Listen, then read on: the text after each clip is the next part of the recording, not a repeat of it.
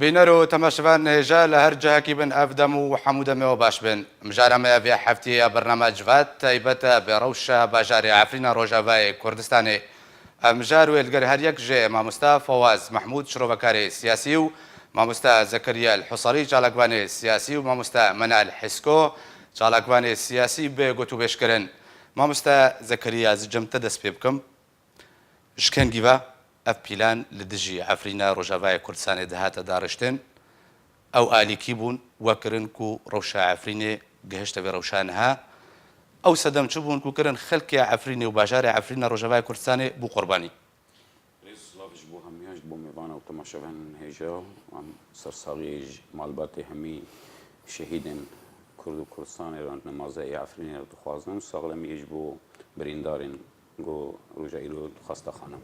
بڕاستی تەدی ئەو ئێریش هەگەم vەگەرن مێژوو ئەو ئێریش نە یەکەمە بڕاستیژی لێ ئەv ئێریشە داویە دوبیستێ مانگێدا دەست پێ کرد مانگا یەکێدا دەست پێ کرد بە ئارتێشا تورکیە وەکە هەمی بەشن هێزا خۆ چێ ئێ ئەزمانی بە چێ ئێ بەژایی بە وەکە ئەو چەند گروپن ئەو فرقەین ئێ کۆماندۆ ژێر دەبێژن هێزن تایبەت هێزن ئێگۆ دژی تیرۆرێ و هەروەها هێزا ئەزمانی و تانگن هەری نوژەن بەڕاستی دەست پێ کردە لەگەل گەلک گروپن ئۆبسسیۆنێ ئیسلامی ئەمکارن ناولێکن گەلک ئۆبسیۆن وەکە هەیئەت تەحریر شەم ئێگۆ بەرینگە هێوێ نوسرایە و قاعیدەیەژی الجبهة أنيا الشامية هروها الزنكية حرار الشمة فرقة بنجويكا هروها لواء سلطان شاها وهروها جي سلطان مرادة وهنا جروبي القلوانجي وحزب التركمانستاني الإسلامي برأسي موجودة أفجار السيامة وكمن خص ازديار بكم أنه هول تيد ده تركيا ده موجوع خدا دبيجا ولو نيريناويجي وهول جديد ده انه بارزغها حلبة همي تخبن كنترول خو وكا دعوتك انه يبارك اجخاكا تركي وكا جو موصل جي دعوتك بارزغها موصل هروها كردستان باشور جي انه بارك اج عرضي يان خاكا تركي يكم هول سردمه 1923 حیا 23 بو براستی وقت هاو پاریزگاه لیوا اسکندرون ایگون بناوی نها هتایا برن به پیلانه که به هلبجارتنه که بن چافدیریا ارتشا ترکیه بود 1939 برن هول دانگو چیای کرمن جیانجی عفرینجی ببن لی او هول بسر نکت براستی جاره دوام 2016 بو و دماغو هل هفهاتنك لقل رجيم سوريا دروس كر وبرامبري حلب رادستي رجيم سوريا كر نمازة روشهلاتي حلبة دورة حلبة برامبري وي أو جرابلس والباب وراعي وعزاز ورقد خص بندستي خو هول داغو بيلانا خو بروجايا خو تمام بك حيا بقي تشاي كرمن جعفرين ليوي تشاغيجي هزار وسيل ودا ابو نيشت او درفت نداي او قلوب نداي جو داغير بك عفريني وهافجي روجا ايرو جارا سيما او كذا دوازده روجا بهمي تشكن خوي نوجن ايغوم تفزانن ارتشا تركي دويم ارتشا سر اصلي ناتو وچرم ارتش سر اصلي جهاني دجي هريمكا سيفيل جو دهات ديار كرن جو هريما جو هري سيف او لها براستي دهندر سوري ده بروساجي همي نتون او قلق نتون كرد جو باش وعرب نتوي دجي همي بري خدانا عفرني وبروجل وردروس كرن وقش بيدانك چيبو و پاشروجاوی خوش دبو آبوریاوی خوش دبو لی برچاوی ترکیه اواتشتکی نرازی بو جبرو ساجی پیلانک دروست کر گو عفرینی تیک ببا داگیر بکه پروژه کردی وکا خاک وکا نتو هاو آرمانجا سرکیه هگر تبغازی ام ببین صدمه گلک مراستی صدمه بری هر تشی گریدای به نقشا هرم عفرینی جیوسیاسی گرینگ براستی اجبرگو او هرم نافبری هاو هرما برآوه بندست رژیم سوریه ده و هرما بارزگاه حلبه هروها ادلبه هروها حتی یان لیوا اسکندرونا نقشك وي جرينج هي براستيجي او يك ايدو ام او هرما يكم جو تشيايه کردستان سوری روجاوای کردستان بشه روجاوا هگر هاو هرم گو کاربا داگیر بکه ایدن هرم ایدن دشتاینه الهفاتنك بتشوك لقال امريكا عن قال ريجيما سوريا عن قال روسيا عن قال هيزن هي كان بحساني براستي داغير بك ينجي تيك ببا ينجي اولهياوي تيك ببا جو ام تفت زاننجي انه هينجي ريجيم بهيزا خوي لشجري هف هرم الدن وكهرم جزيره كردي نافنداوي بالافراوي هي لي عفرني بتايبت هنكي بيشكي كيم بو اف هيزنهان كيم بون ف ديار بو باشاروجي و تركيا وصاديد ومترسيك بسر سينوريو تبيغو تجاري مترسي دروست نبو لي بروجاي ويجوسا غورترا خواست هناك بلكين نو بشتي ادلبي بلكي خو همي الشوت اندهن در سوريا ده ترولواوي ديار كرنا باشاروجا سوريا ده ما خواست بلكا عفريني كاغاز عفريني بدس خو دفينا اجبو زيده ترنا رولا خو ديار كرنا باشاروجا سوريا ده هناك صدمه ديجي براستي باشا ما مستا منال زبي مدفتا او الي كيبون كوكرن باجار عفنا روجافا كردستاني روشاوي بگهوي روشاكون هاتي ده د دەستپێکێ دەڕێز و سلااف ji بۆی تا و ji بۆی مهوانە و تەماشەوانە و سەرکەفتن و ژیان ji بۆی عفرینێ ئەو پرساتە بڕاستی مامۆستا زەکەریە باش شیرۆڤە کرد کە تورک پر جارە ئالینە زمان و گوتنە هەکەر li کوێ دەرێژیکێ ئەم بێژن کوردستان یانجیکێ تشتێکی کوردی چێ بێکەل ئەفریقیا جی بێ ئەمێل دژی بسەکنن لێ ئەمێ وەرنە لەسەر پرسێ حەوجە ناکێش بەر هەموو کەس va ئەطماعی تورکیانجیکێ دەولەتێ داگیرکرد منتیقێ دەزانێ گوت خوازن لەسەر حسابێ نەتەوێدی تورکێ تم وتم گاوێ خۆ درێژکن و پرۆبلێمێ ناوا خۆشیکێ دەرخنا دەرڤەی سینۆری خوا لێ لگۆر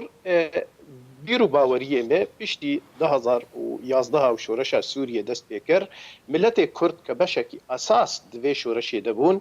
گەرەکە تەفگەرا سیاسی کوردی بخوا وەکە تەفگەر لە هەفتوو هاتبانە لە دوور و نیشتبانە هەفتوورە پلانێک دانیبانە ئەو پلانە ji بۆی مافێک gelێک کورد و کوردستانە دەبن دەستێ سووریە دەبانە لێ مخابن پشتی 2011 و پشتی شۆرەش کەتە شۆرەشە ئاشتی کەتە ڕەخی عسکەریدا ئەم هەمی دەزانن گۆ قەندیل فرسەتێکە زێرین جێرهات ji ber قەندیل پشتی شەرێ گۆ di کوردستانە تورکیەدا پشتی 2015 و گوند و باژار هەمی هاتنە وێراکردن ئیفلاسەکە پڕ مەزنئانی di nav veleda cihêwê nema erd jêre nema heta ew beledî û tiştê şarewanî got destê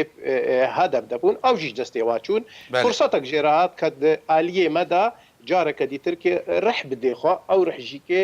aliyê eskerî bû esker wergirt ji 2011 heta 13 hekem guh bitnê de دوێ derê de danûstandin di navbêna Tirkiye û beşê rexême de yan jîkê peye dê de Salih Mislim çend derbaş çûte Tirkiye û têkiliyê baş navana de hebûn çend lîqaat û dîtinê bi dizî û hişkere ji nava de çîbûn lê piştî got ji bo kinayetî mone ser meselê piştî got Amerîka kete deverê de û Amerîka ew bi kar anî li dijî Daişê wana û ji aliyê dîve jîkê Rûsa jîkê piştgirt kir ew hinekî li wê derê hat te xapandin ewa bawer kir got êdî vêce bi carekê re yanî ê xweş Tirkî dûr bikin û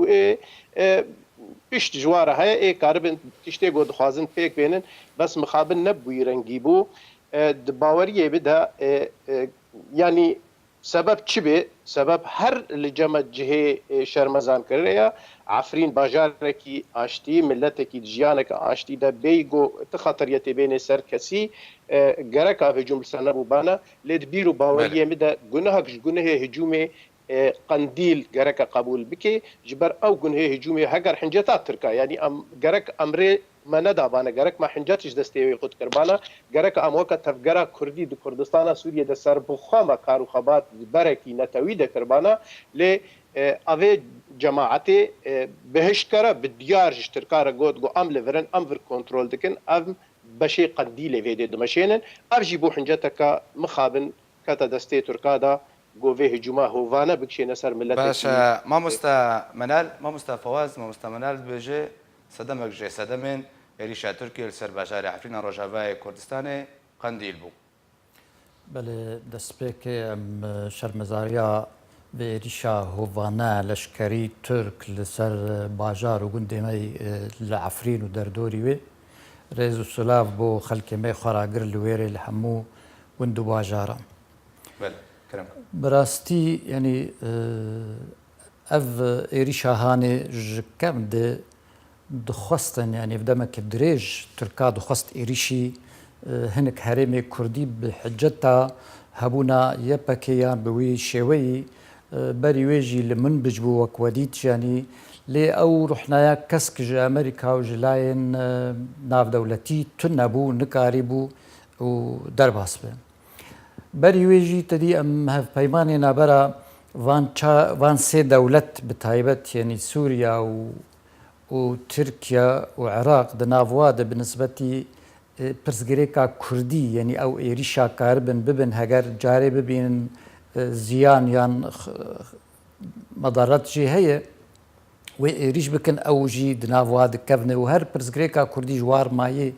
او بروبليما قد حسابي وادي وبهفر يك ريز بن بهفر يك دست بن شر كردا بكن بريجي او هيا كفنه متفزانه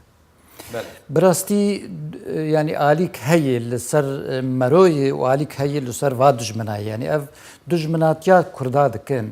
ام لومي بين سروا نين سروا افانات دجمنن يعني هر ببين كرد خدي هيزن يعني درفتا وانات تي برب آزادية يعني برب نزيكي سر خبون يعني ما في خوا ور بگرن او ایریشا یان خراد کن یان ناهلن جبر زانن هف دوگرتی وج آلیکی تی و گوهستون آلیه دیجی و بوی شوی ام دخوازن لسر راوستن يعني مثلا يبك وقت كي تدي يكتيا باراستونا قال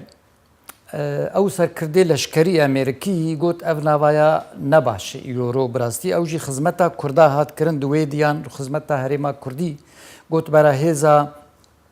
يعني سوريا ديمقراطي به او نافكي بوي شوي وفيدا قال لك جوي هات كرن او هيزا سوريا ديمقراطي هناك عرب جي كتني ونتوين دو يعني او بيك هاتي و اوه هيزي قال لك سر عرضي خودي هيز براستي بشجريا وين ابو لشكري او قال لك فربو هري من دو كتن بن دستي دوي بوي شوي يجي ترك بي نرازي بون و بي عاجز بون بي حساب دكرن درفت جوار نبو افدا ما داوي ام كارن بيجي يعني هناك درفت جوار هاتن ترك يعني وك حجت ام بيجن وك حجت لا يبي يبكى انه اشكرك كرن انه ام بمعنى يعني امنا هيزا سوريا ديمقراطينا ام يبكنا جسورتا وان درشمتين دانين هات خويا كرن او حجتها تركا ديسا بجهات اف غازنامه اف ايري شاهشت بهتر يعني تفلو امزان ترك هگر تچه آلیجی دینه آلا کردستانی باجی وقتی اف ملتا ببین خودی هیز و خورت بو ایریش بکه ام ویج زانن لبس او مبرر بالنسبه وان دولتي هي ايق تعاطفي هگر بكردار دكيان تخوازه مسألة إنساني حجت نما يعني ام دبيز مثلا انا الواخا بيشندانا لألمانيا ودري دي بحزارة خلق دردو كافين اف خو بيشندان جبونا وي وان جرائم وكشتنا خلقي سيفيل بيتر يعني تيكرن وزيان وازيتا تيكرن لعفرين جبونا خلق يعني او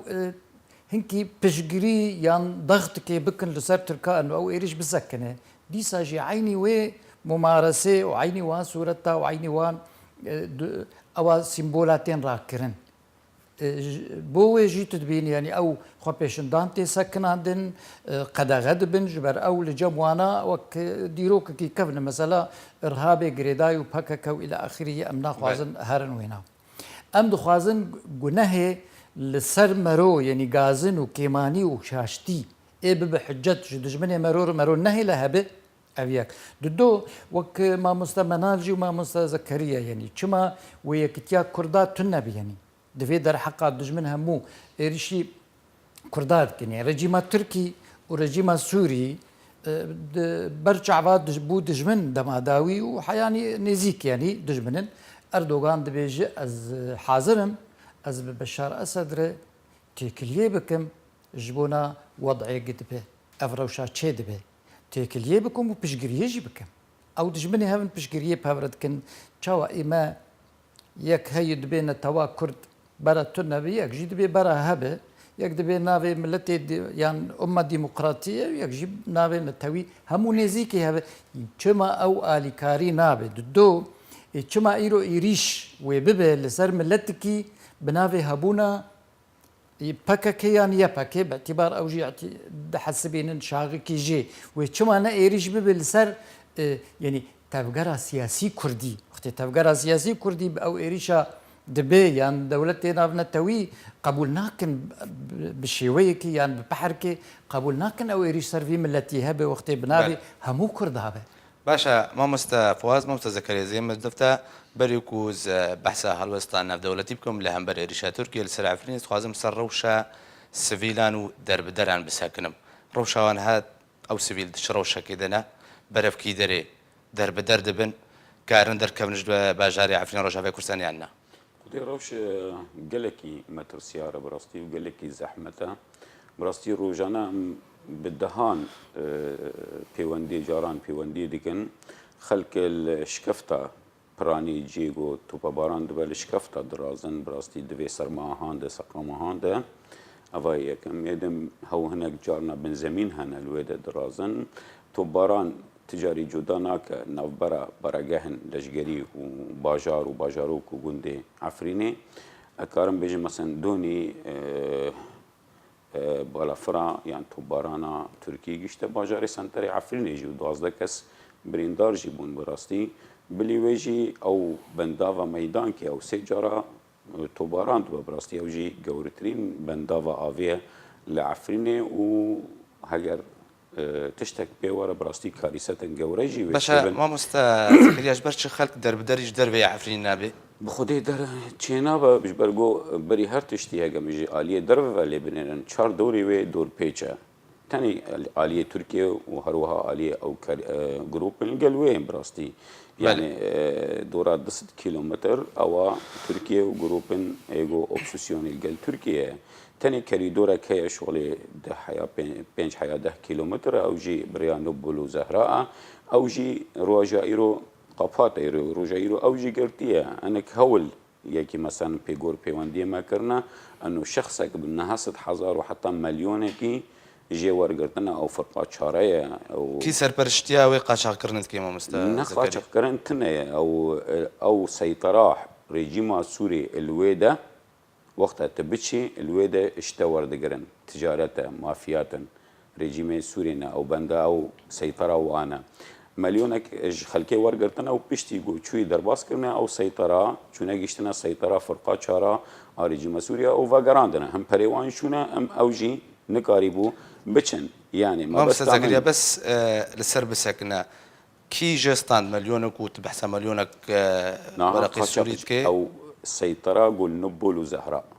بەریک و بگهێنە سەیتەرێ و کینە مەلیۆن ژێستاندیە ew seytera standê ciwan ne kesekî din qaçaxcî hene erê qaçaxcî ew pêwîst nake eslan qaçaxcî tu bigê seyterê lano nêzik e seytere ji Efrînê û ji gundewarê nêzik e tikanî rêhe biçî wexta digiştî seyterê ew seytera grûpê li gel Îranê ne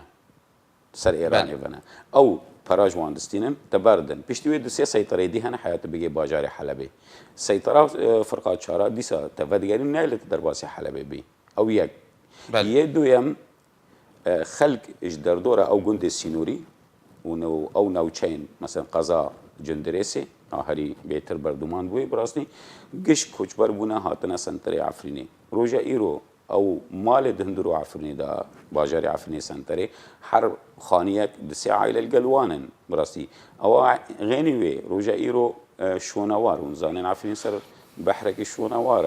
e şonewarê mebeda Eyndar e mebed Eştar îlahê çi ye ê îlah nabû ewa êgo vedigere heta 1500 sal berîzayîn yani bigiştî 3500 4000 sal e roja îro roja îro topbaran bûye bi rastî yani zêdetirî heftê gundê sivîl roja îro bi balafirên Tirkî topbaran bûye bi giştî bi dehan şehîd mendal nisba serî sedî hetanî çel ji wan mendalin wêneyê wan diyar in bi navê wanî siyem diyar in û afretin febitelî wexta got êrişên Tirkiyê êgo balafira çêdike yani mûçeyên dûr ê zimînê wexta ji erdê Tirkiye diçîne wê çaxê ticarî cudabûn navbera baregehên leşkerî û جين سبيلنا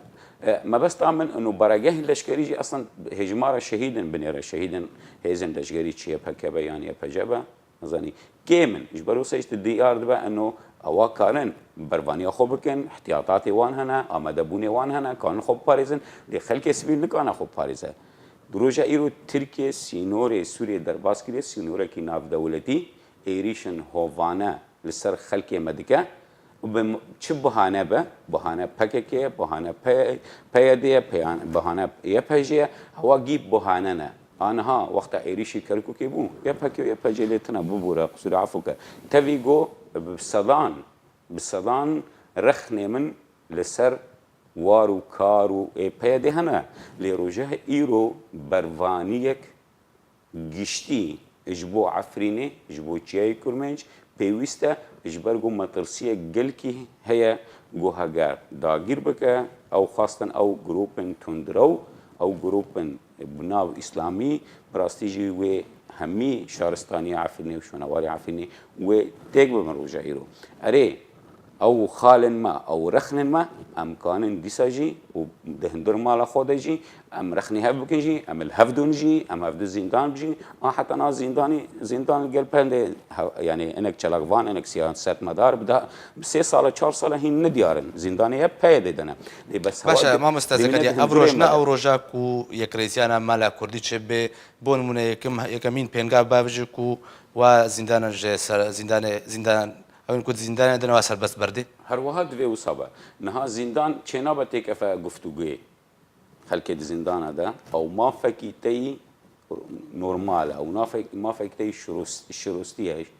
يعني ما فكيتي گو چنا بت گفتگوی شرط و مرجع دینش بوت بردي چه گفتگو چه بد چه لیوگر چه بد مالا کردی ده لی پیوست به گفتگو به شرط و مرج روجا ایرو همی زندان در یه زندان وکن و همی کسین در زندان دخ نمازه ایگو زندان بونیش بر نیرینا خو بر آلی خوی انتماع خوی سیاسی یان پارتین حزبی حوالین پارتین ایگو تبکر سیاسی کردی دوین ورن بردان اوا به شرط مج اوا نقاش نوا اوا توانک دیجی کردایتیه بله ما منال زي ما دفتا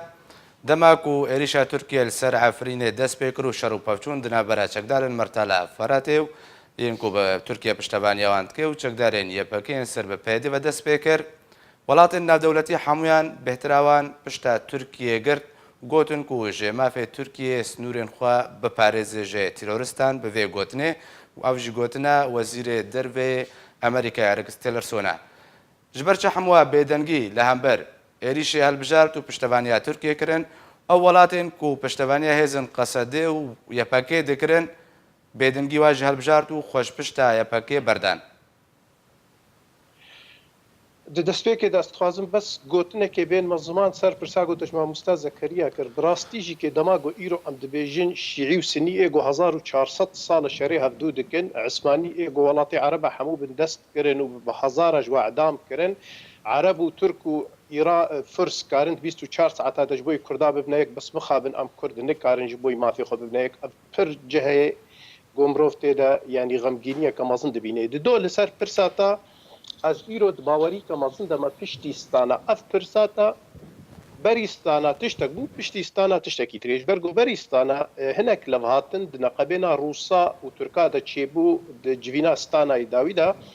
بری قصدان بری سوچی دوی لوهاتنه دا ج ترکا دا هات خواستن گو فشار بخیسر اپوزیسیون و تایبتی گروپ عسکری و بشینه سوچی جبوی او کنگرب سرکوی جروسا جی که ترکا قبول کرد گو بکونا دوری دا دوی داری دا امریکی حتی وکا وی دقیل مسئله جدور ولی تماشا دکن بس حموتش الگور برجوندیه وادر باست بی جبروی پشتی گو سوچی و افتشتکی گاوه که پر پیروز بو گو فشلک آنی گو هید تاریخ دا کنگره کی برنگ کی وری فاشل درست نبویا بله فشلت سوچی د بیرو باوریم د کته برجوندی مدى هکر امکار بن ویجا جي استفاده بکن پرسا گوچمات بری شر راستا من جهداريا روسا أوروبيا موقف بنتاغون حميجي كي جو أف ما في رواي تركيا جبر جو لديجي تيروري شر كي جبر في جماعة ديجي وكوا آني زمان جركا يعني باكا كي خوش مسألة دور كربانا هكر حنجتا تركا براستي جي وكما موسى زكريا قلت الكركو كي جي مديد لي ام نبفي نارا دوام حنجتي نخنا دستي دج من دو بناشت بانا قو دولتي دور وبر اوروبا وامريكا جي في حنجتي بكي دستي تركا تبيدنجيا او بو جبر وقتي قو ايرو هيجي الجم اوروبيا وامريكا وروسا دبيجن باكاكي جروبك تيرورا وقتها تدبي جروبك تيرورا معناته حقي تركيا يخش تيروري بباريزي دفيدي ما جركا وحنجتنا خصبانا دستيوان هذا جركا ما نهج برجو بهزارش خورتو كاشين كردا دشري داعش دهاتنا كشتن جركا ام اي خدي ماف بانا اي خدي جو خلقي اشتا ما قرت بانا خلق الآلية ما سكني با نخلق الدجي ما سكني بانا ومخابن از ديسا جوي گنهكارية دبيجم از دكما سكرا قنديل هذا نجو از أردوغان جوي گنهكارية هانا دشوم نا هجومك هوفانه هجومك بأخلاقية وأردوغان باوركا وني دما بيدا ببينن خو خسته شركي دا يان اي تركي لسركي يان اي سري خل سركي جبر بشتي فشلات سوتشي انها حسابات دولي حمي بين جوهرتن نها روس فهم کرن گو اینو چارەسەریە سیاسی د سووریە د نەلی جەموانایە چارەسەری د دەستی ئۆروپیا و ئەمریکیادایە وژ ئالیکی بەس ینی چ سعودی و ئۆردن دناف بەشێوا دەبن لەڤاتنا گۆ دەما بێ چێ ببێ رووسا فێم کرد ینی divê ئەمریکیار بن ئێ ترکی و ئیران ji çarەسەریya سووری بێنە دوورکردن ئەڤنا هەکەر ئەم تەفگەرا سیاسی کوردی جارێکە دیت بێژم کوردێک دبن دەستێ سووریێدا ام دستي درب جناب خو درخن دستي قنديل جناب خو درخن ام دستي حمي كسي الا خير خواستني ام بركي كردي آواب كر روش نها كاتا برجوندية ملتي كردا باشا روش بچرنگي ما مستعمل بجي روش پشتي كو سوچي فشلاني روش كاتا برجوندية كردان دا او برجوندي چاو كتيا برجوندية كردان دا جبر قالك جارا دما قلت الروشا دفريد ميزيني اف دولتي قو ايرو د عراقي ود سوري دو دفريد يعني امبيشن كيم زي د برجوندي ورخكي هنا وبرخكي رتنا برجوندي فا دولتا لديجي اوا كرنا دولتا كردي بوش بر دولتا كردي اي برجوندي واي قو ايرو فروتنا فابريكي سلاح وا دفريد سكنيني ليه ندوستي راستنا يعني نا امريكا دوستي ايراني راستيه نا ايران دوستي سعوديه راستيه نا تركي دوستي واي افانا بخد نافانا دا ناكوكي مزن هذا ابنا كوكي تصالي بيدي دركب دا سرطاولي دماغو دركبنا سرطاولي ولديجي هبدو دركبن ام كرد ام ابن اي خدي اساس دفري دا جبر فيم بربيرو باوري فينا هيا ايرو ام دطنگايا مزندنا ام خرابين دنا ام ايغوتينا كوشتن اي بين دسكن بس دم اجمره بدماغو تبغرا سياسي كردي كاربي خوشكاي فينا بخوين البرشاف ديني ويكريزيا مالا خو آواكي فشل سوچي يعني او سوچي سببي گو شكست روسا فهم كرت عسكري لسر عرضي هي بس سياسي ندخل دي چاره سري روسا فهم كرت گو بتركي وايران رنكاري تشاره سريا بكيش برغو هردو دولت داگر کرنا هردو دولت اصلا دخازن لسر حسابي فايدي تركي اي برجونديه فانا نبوارنا نا اي روسا نا امريكا برجونديه وقتنا نها افي حلقه سياسي بهدوره دين روس وامريكي ودولتي اوروبي ودولتي جوهنكي الاليه وانا دفي ايران وتركي دستي قطبي دمات دستي ايراني وتركي جي چاره سريا سوري قطبي او بخط كبي برجونديه ملتي كردا باشا ما مستمنال فرمو بردوام با لا جبر هيك يعني ازنهاد بينم هاكرت ميزني بري رافراندومي وبري هجوما كركوكي ونها بشتي في جبا هيفيغو ام بيدا دار باست بن هن بهن روش دفقري رخيمه هن بهن موقفي دولتا زلال تردبي جبر امريكا تم دفرا بشتكي يعني عراق تابعي انجليزايا ملفي سوري كفي دستي فرنسيا دا اي چاره سريه كي بهدوره بينن دفي دري دا ييغو كارن برجونديه دوف دريش صالي بيدا يعني ام بيجن استراتيجي دا كردن نتركو فارسن تركو فارس د منتاليتيتا و د ذهنيتا و د دجمناتيا و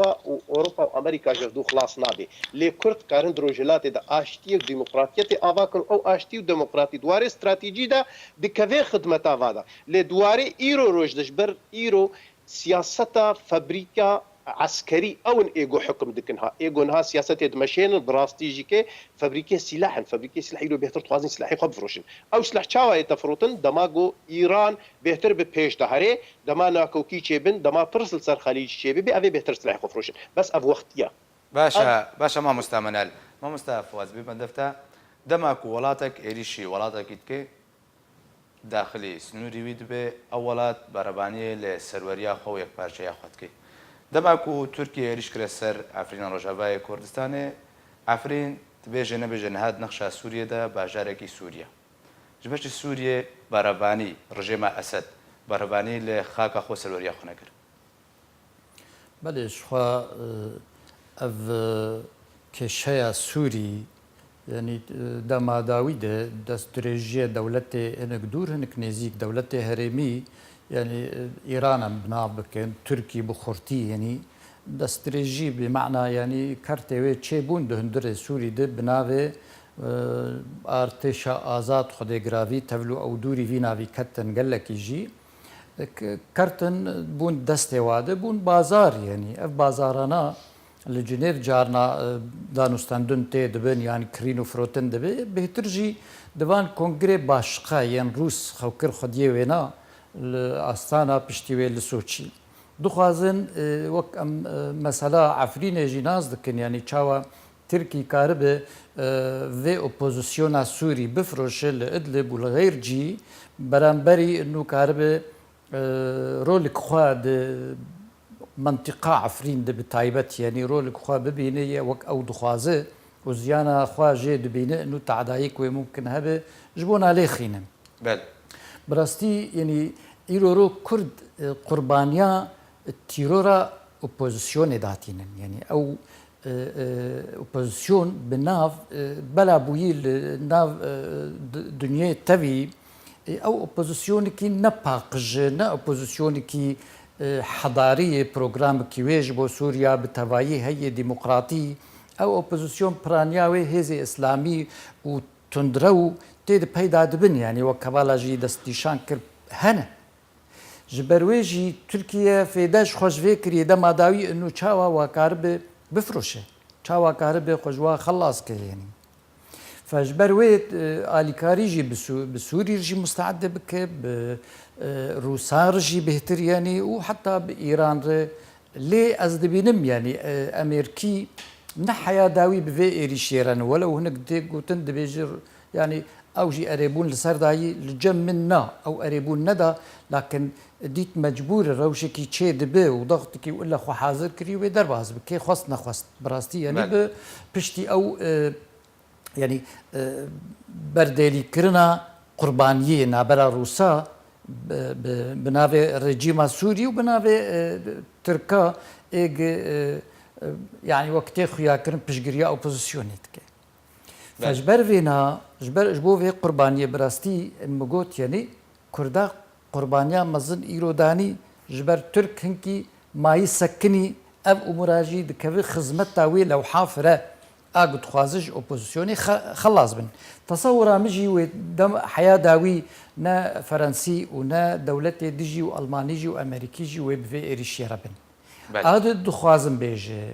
يعني ممكن اليه ديجي هبه يعني حقيقه ازقل لك جاره لسر روشه تركي وك دولتكي اسلامي بردواميا امبراطوريه عثمانيه 1916 برچاوی می چاوا او زلامي نخوش و ایریشی بو فرنسي و بريطاني او هرمات تفج دست واگرتن زيدي ويجي نرازي بونا و حياني اتاتورك و جمهورية اسلامي تفي و خلافة اسلامي تفراك داني دولتكي علماني لإيرورو او فاقريان ترك حقيقة وك اردوغان و بري ويجي بردوامي كتشيبو هات خيانين لفاقرك تشي دبي يان فاقرك تشي دبي جويل دستهلاتكي اسلامي ونا غرب ونا امريكي رازين جفيناج بو يجي تدي او انقلاب عسكري يجي تشيبو تصور ما اف بردوامج كي شيء بو تركي وتركي ازيتا خوشي ببيني يعني هيدا كرنا شركي نابرا هجر بشويه كتير وتن كرديان يبكا تاليجي فرد بي يعني بالتركاره ممكن ترك خوزوب زوجي خلاص نكن داویجی ممکن اف ایشهانه بگو هستون هندره ترکی لان هندره وی هجیایه هندره وی حضریه ممکن هزه هی او اردیاوینا هی دیساجی يعني برخدانك شيء ببي يعني برفانيك يعني اوبوزيسيونك تركي خرطر شيء ببي والهفكه التركي او تصورا برشعبه من يعني بله مامۆستا زەکەریا پاشەڕۆژە عەفرینێ بەرەو چ سیناریۆیەکەیە خودی گەلک سیناریۆ هەنا ئەو ژی گرێدایە بەرڤانیا گۆڕژە ئیرۆ چێت بە بەڕاستیژی لێ دو سیناریۆی ئێ سەرەکەم کارم بێژن یەک ژێ زێدەکردنا گەف و دۆڕپێچێ لەسەر عەفرینێ و زێدەبوونا بمبارکردنا و توپبارانە تورکیە بالەفرە و هەری جۆری سیلاح و تەقەمەنی لەسەر عەفرینێ گۆ بێ لە کۆچبەربوونێک گەورە چێ ببە ژە عەفرینێ و وەکە گۆ سەرۆک وەزیرێ تورکێ ڕاگەهاند نەڤەشارتیە گۆهارتنێک دێمۆغرافی دروست ببە لە عەفرینێ ئەو پەنابەرێ گۆ ڕۆژە ئیرۆ لە تورکیە دمێنێن 3 ملیۆن و نیف سەرۆک وەزیرژی گوت ئەمە بینە لە عەفرینێ شۆنە خەلکێ وێ کوردێ وێ ڕەسەن دانیشن و ببە هەرێمەک عەرەبی بڕاستی هەڤا سیناریۆک هەیە و نەڤەشارتیە بڕاستی سیناریۆ دوێەم پشتی گۆ هەممی دۆر پێچە عەفرین پشتی زێدەبوونا گەفێ ئەنۆ ڕادەستی رێژیم ببە هەما هەگەر ببە سمبۆلیک ژی وەک رێژیم بینە ئاڵا خەڵبینە وەکە گۆ من بش دروست بی بڕاستیش بۆ داگیر نەبە ji بۆ زێدەتر وێران نەبە ئەو ژی سیناریۆک نێزیکە و گۆر جەم من هەیە ئەگاداریە من ئەنۆ پەیوەندی هینجی هەنە لەگەڵ رێژیم جارە داویە گۆ هەڤ نەکردن سەر بەشێ ئابووری بڕاستیژی هەڤ نەکردن هەو ڕێڤەبەریە خۆسەر خواست ئەنۆ فایلە ئابووری ئا هەرێمە عەفرین دەهاتێ وێ دەستێوان دەبە لێ رێژیمێ قبول نەکرد ئەنۆ دوێ دەستی رێژیمەش بەرگۆ دەهاتن زۆر گەورە و زۆر مەزن زۆر پرت لە عەفرینێتێن ئەو ژی یەکە ئێسیەم باشە مامۆستا زەکەریا ئەو داهاتێن دارایین و هەری گەلک تو بەحثکێ کۆ ڕێڤەبەریا خۆسەر تەکەس کرد و دەستێوان دەبێ بەرامبەری وێ چەندێ بوو عەفرین بێ قوربانی و ڕاستی هێریشە بێ خودی هەگە بوو قوربانی هەو ژی سیناریۆ سێەمە ئەنۆ زێدەبوونا تۆپبارانە داگیرکردنا تورکیە و ئەو گروپن ئیسلامی بڕاستی وێ چاغێژی نەش بەرجەوەندیە کەسێکیە نەش بەرجەوەندیە یەپەکەیە و نە یەپەکێ و نە پەکەکێ و نە ئەنە کەسێ و نە تو کەسیە و نە کوردایە نە دۆزە کوردیە بڕاستی وێ چاغێژی هەرێم تێک دچە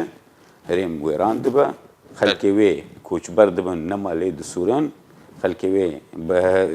دەر دبن دنیای بڕاستی وێ چاغێژی بکوون پرۆژەیە سیاسی ئا کوردی لە هەندوری سوورێ لە کوردستانە سوورێ لە بەشی ڕۆژاوا بنیدە تێک دچێ و تجاری هێدما نەماکارن ئەم بێژن پرۆژەیەک سیاسی کوردی پاشە ڕۆژێ ژوی بەشیدا ji بۆی ڕۆژاوای کوردستانی بگشتی ڕۆژاوای گشتی طبعا گشتی مامۆستا مەنال تەگۆک و تێکچوونان گۆفەشەلا کۆنگرێس و چی دوبەرژەوەندیە کووردا دێ و کورد دوێ دەمەکە نزیک دەوێت کاربن هەنگاونە ئیجابیەم بژن بابژێ مامۆستا زەکەریا هەری سیناریۆیان نێزیکش بۆی ڕەوشە سیاسیە ڕۆژاوای کوردستانی دانی کوێ بهتر خراپتر ببێ بنەریناتە ڕەوشە عەفرینێ بەرەو چ سیناریۆیە و بەرسەواتە ژێرە دەستپێکێ دە حتاگۆ ئەم کاربن وەکە تەفگەرە سیاسی کوردی لەسەر عەردێ تشتێکی بدەست بخن بڕاستی دەوێت تەفگەر لە خۆڤەگەرێ دەوێت بتایبەتی پەیە دێ لە خۆڤەگەرێ پەیە دێ لە تەفگەرێ ڤەگەرێ قبول بکێ گۆشیریکانی وێ لەسەر عەردێ ئیرۆ هەنا و ئەمن خۆدیێ دۆزێنە نەدەوێت دەستێ دەرڤەیە بتایبەتی قەندیل لێ سیناریۆ ئەژتەرە بێژم سیناریا ڕۆژێ بێت باوەریە مدا مامۆستا زەکەریا ترساوی جێ خۆدایش بەرگۆ بڕاستیژی دلێ مرۆڤ ئیسانی مرۆڤ شەوتێ لێ ئەس بخۆ دەبینم پشتی گۆ سوودشی فەشلی ترکانی کاری بووێ داخوازا رووسا پێک بێنن ئێنها ناوە رووسا دە پرۆبلێم لەسەر عەردێ ئێ دەرکەوێ نەدورە درۆژێ بێدەت باوەریێمدە نەدورە گۆ قەرارێک ئومەمی دەرکەوێ شەرێ لە عەفرینێ بێتە سەکناندن لێبەرێ شەر بکەوێ ئالیێ ئیدلب بێدەش بەرگۆ ئەم هەمی زانن ئیرۆ گروپێ نەسرا و قاعیدا و داعش وانە هەموو دوێ دێ دەزێدەبوونا شەرێک لەسەر وێنا بێتە دەرکەتن و ای عفرینه بیت سکناندد لیلوی داری دخوازم وی نقطه بیجیم اردوغان خوارتان تیا بس اردوغان نه حتی بوی درجه خوارتان يعني ام حميد زانن ككتا روجات واصلها دو جيشي تركي قواتات دوات حلفي ناتو دي وحتى ايرو نكار بعفريني بكي بندستي خود ماناتو نگو مثلا قواتي نگو مش قيمتي خو كيمت بس افناجي اوجي سيناريو البرش عفي هيا تخويني وزاني قد ناضاوي دجي كي خرابه وزاني قد امريكي وروس جي كي نجد دينا حتى بداوي بيرا يعني بير استقالة مفتية جمهوري تركي ندوره جو او بلانك يعني كي ام بيجن او جلوبا كسك ج امريكا دابه فتح الله جولان واف زلامي دهندرو دا بلابطن حتى جو مفتيه تركي وري بويرنجي ولسر تلفزيوني وي اخافتن يلدجي اردوغان بسي سينوريا اف دماغو بيد باوريه مدا غركا قرارك اممي دركوي وندوره جو اف في دورهان بدنا فرنسا وروس وامريكي جي بيرا حتى بداوي بيرازي بن شريل سر عفريني بالجور قرارك الدولي بسكنينن از فينا البارشعب بينم لي روش يا هاري نزيك ما مستعمل سيناريو هاري نزيك كي جاجوايا يا هاري نزيك باوريه مدى از دبينم انه اي شراوستي دروجي بينا باشا ما مستا فواز ما مستا زكريا وما مستا منال هەرەکو سینناریۆ دانین و یا هەری نێزیک نەری ناتەکیجا سینناریۆ نێزیکان گوتی پێشبینیکردنش بۆی پاشە ڕۆژە عفرینێرە بێ مەسەلەی عاتفی ینی کورد ملەتێکی تێ خستون هەبێت لەسەر عەردێ و ji ber ev şerê dema derbas bûyî dijî Daeş yanî Kurda isbat kir karin xettekî parastinê bin yanî aramiyê bin nabera vê pêkhateya musulman dî tu direw خانقین بگره تا موصل و شنگال و او هرمایا عندیوار و دیرک جی تبگره حیا عفرین کرد بون او یعنی او سینور بون یعنی او خطا پاراستنه یعنی بروانیه دجیوه فکر و رامان اسلامی جهادی تیرور از ویتو دین بر چاوی خو و هر وی ببین جه تقدیر لجب اوروبیا و امریکا چینا به خطا هانه بشکه یان دیسا بهرفه او مترسیا جوان کسی تندرا و جهادیا او بچشی وی داعش غیر داعش و هر هبه و پر ببه و دیسا وره تصورانه یعنی اف هنک رازیبون بوجبو ترکا جبر امریکی ناخوازن وی شکل حیا داوی دیجیتیا ترکا بکیان به نخوازه تشتن بدل واجبه به حیا استکی وی راوست تصورانه ولي وقرا ما كردي ديسا او تخواستون اگرم دخوازن وقافك ايجال بيش هم بريفان ريشو ورولي لسر كردا يعني او دور بيش كرنا سر كردا هاي لازم مرورا كهم بروي دما ازمات هذا دما ازمات هذا اما كرد يعني وقت انا تدبين هستي كردا بهفر كاربن يكبن او تخواستون سر عردي ايجا ترجمه ببه وببه اداتك بالفعل دستي كرداد همبري فان تعدايا وفان ريجيمي هنه تاز متفائل براستي وبشجريا كردا ببه دماتي باشا ما مستر زكريا داوين برسيار بس اگر تب كرتي برسوان بده تج الين كردستاني باوایەکی گشتیان ڕۆژاوای کوردستان تێخواستن دڕەوشان هادەش بۆ چارەسەرکردنا کریز ئانگۆڕە و شاعفرینێ سپاس بۆ سوالێکی ڕاستی بەریوێ بەس هەمە یەک جملە دونی وەزیری بەرڤانی ئەمریکا ڕاگەهاند گۆ ئەنۆ هەوهێزن و العفرینی هەیە چ قەسە دەبێ یەپەک یان یەپەجێبێ ئەو ئیشی خوا و نەبەشەکن ئەژ هێزا گۆ دژی تیرۆرێ یانێ ئیشێ دیسا وا داویترین تصريح بو وزير برفانية أمريكي هو يك دوام إنه هل يا ترى أو دولة بهذه يكسر كيجي أمريكا برجوانديا ويبقر كرنا كي شيانا جبو تشكو تقامني وفرشي نجيب أولهية أو جي وقت أموي برسيفيزان من بيجن كأم كفدرن إسيام أدمن بلكي هري تشتي جو ممكنة جبو عفني جو قد غكرنا بالا فرا ببا زي ترواز باورنا كم تبريار بقي أستي وكو آلين كردي وكو آلين كردي برفانيا براستي بشجريا كردا بقشتي بشجريا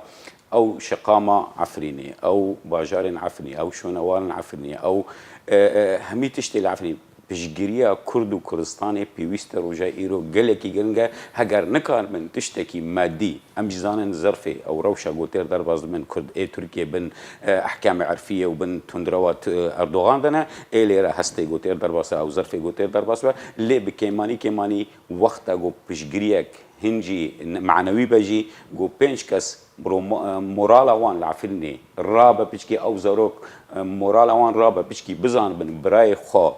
چار پەرچێک سێ پەرچێدنی کوردستانی گەل وانێن بۆوان ڕامان دەکەن بە هەستێ وان دفکردن وێ چاغێ مۆراڵ ئەوانجی بلند بە حتا مرنجی ئەس دەبێم بەحەسکردن خۆشتر بە بەربانی بەروەڵاتەوەی خۆشتر بە مامۆستا منال هەمان پرسیار چژ ئالیێن کوردستانیان ڕۆژاوای کوردستانی تێخواستن دەمان هادە بکەنج بۆی چارەسەرکردنە ڕەوشە عەفرینێ ئەسخوازم بێنمە زمان کوردستان نە سۆمالە و نە بەنگلادێشە کەتەسترۆف لێ نەرابوونە یا جینزرزار لێ نەچێنەبوونە کوردستان پر دەولەمەندە نە بحاجەتی ئاریکاریا مادی و خواردنێوایە کوردستان بەحاجەتی یەکرێزیە مالا کوردی سیاسەتا کوردیە ڤەگەرە هەولێری و دۆیۆکەیە ڤەگەرە خەتتا نەتەویە دبن سەها خەتتا نەتەویدا ئەم هەموو کارن ببنە یەک ریامە هەمووە لەسەر کوردستانی عەردا جوغرافیەتا کوردستانی پڕ مەزنە پارتی و هێزێ د کوردستانی دەهەنە فکر و ڕامانێ وا چییە پرۆبلێم تێدەنیە بەس فکر و ڕامانێکی تەنێ هەیە خەتتا نەتەوی دەولەتا نەتەوی مافێ نەتەوی ئەو تەنێ ملەتێ کورد گهێنێ تشتێ گۆ دخوازێ و هەستێوی ئێ پر بلند بکێ وز دخوازم دڤردەژی کێ گوتنێکێژی کێ بێژم ji بۆی ئەردۆگان شکستنا دارێ عەفرینێ ji کوشتنا ئیسانا زەحمەتتر بوو دارێ عەفرینێ شکاندن ئەvê تاریخ هەمووتم vêl bîra xwe bênê bibe rûreşî ji bo xatirê rejîma Tirkiye û Erdogan bi taybetî yekrêziya mala Kurdî dibin siha ala Kurdî da û di daxwaza dewleta netewî de awe êgo estê miletê Kurd dirakê ser مامۆستا فەواز هەمان پرسیار بلێ وڵا هەردوو هەواڵاژی بەرسفدا یعنی ئەژی وێ دەبێژم یعنی ئیرۆرۆ تێخواستن بەکبەرین هامن دەستنیشان کرد یعنی یەکرێزیە کووردا ئیرۆرۆ ئەv ez mamezun bi ser Kurda dite yani em pê dêşin bi hêviya ême yani serkeftinekê ya şeklekî ji wê federaliyê em werbigirin bi nisbetî Kurda îro tê xwestin hevrêzî yani nema mecal heye dîsa yek alî ew bêje ez desthilatim û ez zanim û kesî di nûzane îro ev çû yani derbas bû em wê hêviyêne em wê hêviyêne û em bihêvîne yani wek Amerîkan dewletê mezun ê xwedî biryar di herêmê de ez دوێ بەهورێ دەم ڕوز jî تا ئەستێکی yani مرۆ dibîne dilovanya wa ber Kurda de heye em bihêvîn inşallah em karibin îstîfadê ji van mesela bikin û em karibin tiştekî hebûna Kurda bicî were û destpît be yani. بەڵێ تەماشەوانێژە gelek spas ji bo مامۆستا فەواز محمود شرۆڤەکارێ سیاسی و مامۆستا زەکەریا الحوسەری چالاکوانێ سیاسی و مامۆستا مەنال حسکۆ چالاکوانی سیاسی و لێگەڵە من بوون ژالیم ڤەژی هەشاد و بەختەوەربێن